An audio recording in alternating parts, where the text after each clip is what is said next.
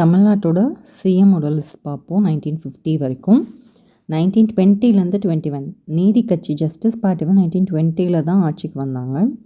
1920லேருந்து 21 வரைக்கும் சுப்புராயலு ரெட்டியார் அவங்க. 1921லேருந்து 23 வரைக்கும்.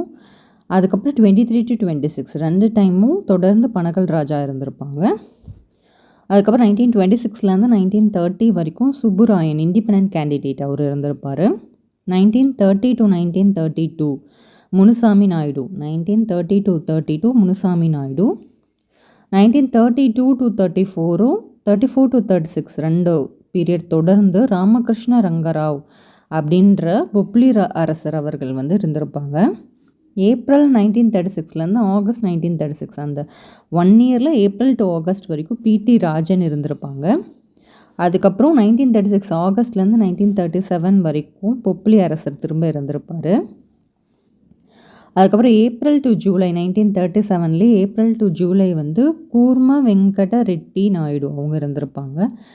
1937 to 39 வந்து சி ராஜகோபாலாச்சாரி அவர்கள் இருந்திருப்பார் காங்கிரஸ்லேருந்து. ஏன்னா காங்கிரஸ் அப்போ தான் ஃபஸ்ட்டு போட்டியிட்டிருப்பாங்க எலெக்ஷனில்.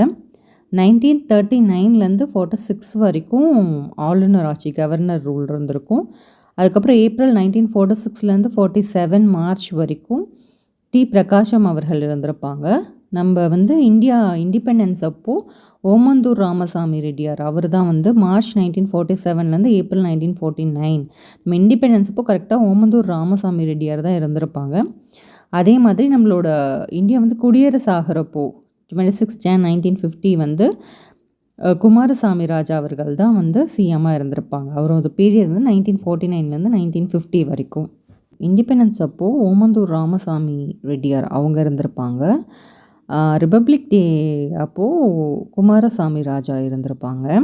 அதுக்கப்புறம் டி பிரகாஷம் இருக்கார் இல்லையா, அவர் தான் ஆந்திர கேசரி. அவர் தான் ஆந்திராவுக்கும் தமிழ்நாட்டுக்கும் சிஎம்மாக இருந்திருப்பார்.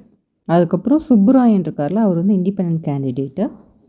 ஸோ அவ்வளோதான் 1950 வரைக்கும் நம்ம சிஎம்ஸ் பார்த்தாச்சு. தேங்க்யூ.